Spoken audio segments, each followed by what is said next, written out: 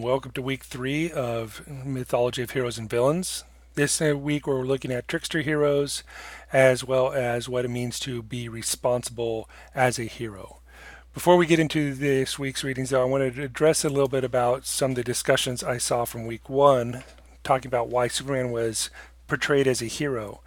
One of the interesting things about Superman is the risk he takes isn't physical. He is not somebody who is easily hurt. I mean, there are ways to hurt him. Many stories have done it. But when he goes out to help people, there's no real threat that he's going to be injured, as this picture here shows. One thing about Superman that makes him an interesting heroic figure is that he has most of the power. He could do great harm if he wished to. As a matter of fact, many Superman stories have speculated what would happen if Superman chose to do harm. But the interesting thing about Superman is, in general, he makes a decision based on responsibility. He knows he has the power. He knows he has ways to hurt others. And so instead, he chooses to stand out and do what he considers to be the right thing.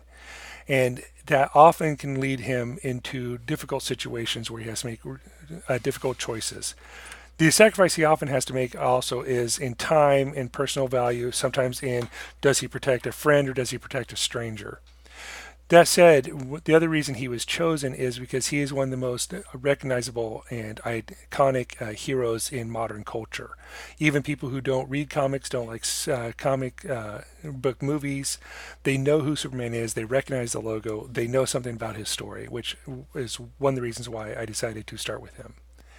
All right, moving on to this week. This week, we're going to be talking a little bit about an assignment for the research proposal. I'm going to start with that a little bit because it's going to be a bit confusing. The research proposal rough assignment is here, and it's for the research paper. And the paper's point, of course, is you choose a hero or a small group of heroes, don't choose a large group of heroes, and you follow their story, how it's built, what it means throughout whatever story you choose. Again, you may choose a series of stories, such as the Star Wars movies or Harry Potter or whatever else you would like, but try to narrow your focus because there's usually way too much source material for the really popular heroes. And then you have to choose your analysis. If you have questions about the kind of analysis being suggested, it is either rhetorical or it is a critical literature analysis of the heroes and the stories they tell. Please look at the syllabus if you have more questions about it. But you may not be comfortable with the format of this, and so that's why I've uploaded a couple of resources for this. One of them here is the research proposal format. This is the basic outline of what I'm after. And if you have questions about what I'm after, refer to this before you refer to the next source, which is taken from a textbook called Joining the Conversation, which this entire chapter examines what is being meant or what is being looked at in terms of how to build research questions and how to build research proposals. Uh, as you get through this chapter, most of this is fairly basic at your level. But as you can see here on the 13th page of the PDF, page 256 in the reading, you will see that there are ways to create research proposals. They explain some of the concepts of what's happening here, all that sort of thing. When this conflicts with the list I gave you, please go with the list I gave you. You'll also see on here there is a example research proposal format, and you'll see how it is built here. Introduction. This introduction is a little bit longer than I will be expecting from you. You do not have to have a specific research question, but it might help you focus. Review of literature is fairly short to the point. You don't necessarily need a search plan or relevant sources. I just want to know that you have an idea of where you're going for sources. Again, by this week, you only need to have a couple sources in mind, and one of those sources needs to be the primary text of your story. Timeline is useful but not required. I know you only have a few weeks to finish this, so I'm expecting you to be good at keeping your timeline together in your head.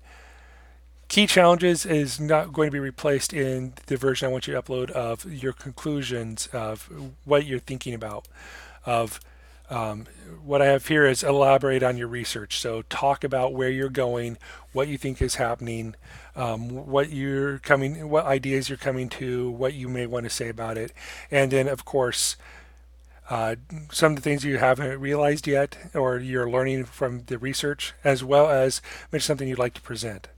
Because this is a fairly large segment of a project, you may not get everything done exactly at the same time as you finish your partner project.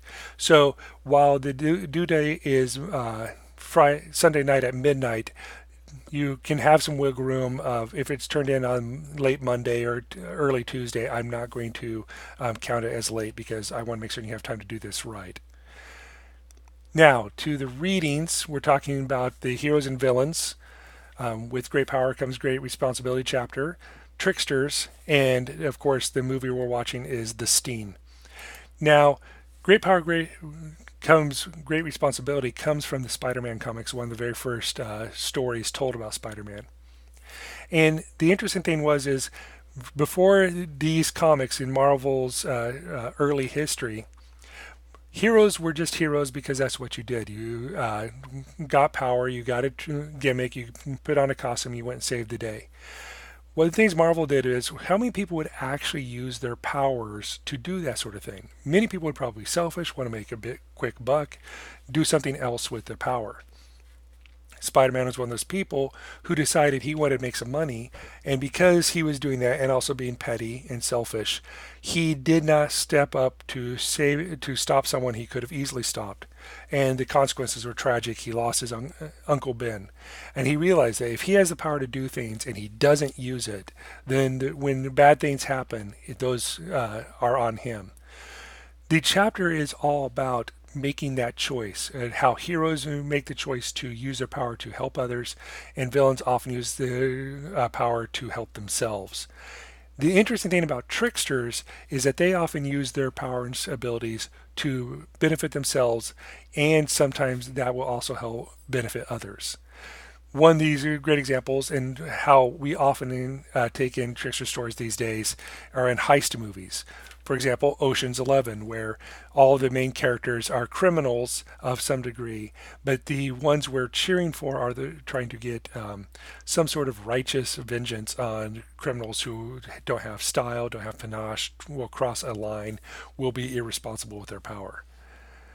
And of course, you notice that the only victims that we see in these movies are rich people who are shown to be bad actors.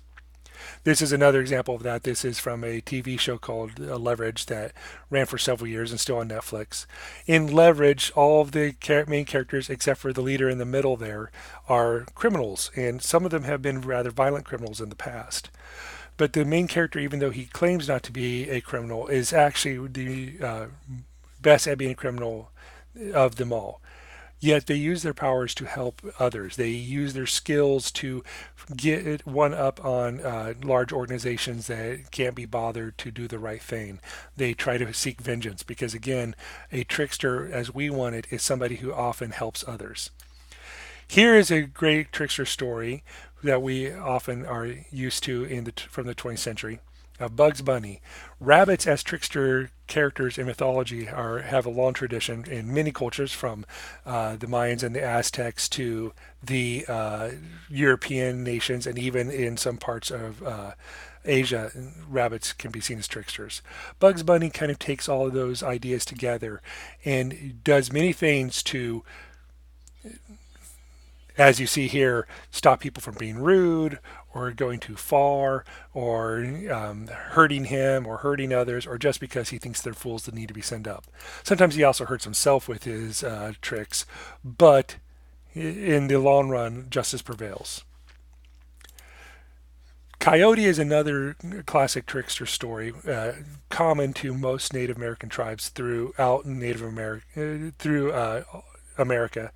Um, Sometimes the role of the trickster is played by Raven, and there are a few other characters, sometimes jackrabbits or hares as well. But Coyote is the classic. Has been attributed with all sorts of great feats, from creating people to creating the world to sometimes sleeping with Bear's wife or trying to steal some food or accidentally dying because he forgot to be alive, and all sorts of things like that. Coyote is actually mostly selfish in the stories, but once in a while his selfishness leads to good outcomes for others. And when it doesn't help others, it almost always leads to some tragic outcome for himself. One of the best modern takes on Coyote comes from the webcomic known as Gunnerkrigg Court.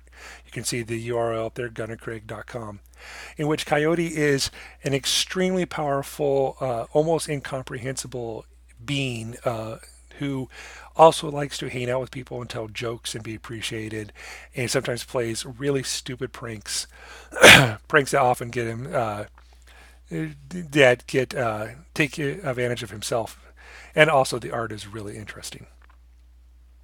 And of course, the viewing is The Sting, which is one of the great classics of this genre, of the trickster genre. Robert Redford and Paul Newman play criminals at different levels of experience who find a bigger criminal who needs to be taken down some pegs. And so they play a very dangerous game. Nobody is really morally clean. Um, for example, a great deal of the planning happens in a brothel. But the interesting thing that comes out of this is they may not be truly responsible citizens, but they have a sense of code of ethics and responsibility that the villain, Flanagan, does not.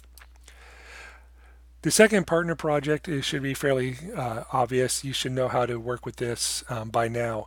If there was a problem with your partners maybe getting together, or perhaps some partners are going to have to not be around for this one, please let me know. Maybe we can make new arrangements. Notice that this partner project is focusing on the role of the villain and the ethics of villainy rather than the ethics of a hero. You can always bring in the contrast with heroes, and you can also talk about anti-heroes and whether or not those are actually villains. All right, that is all I have for the overview of this.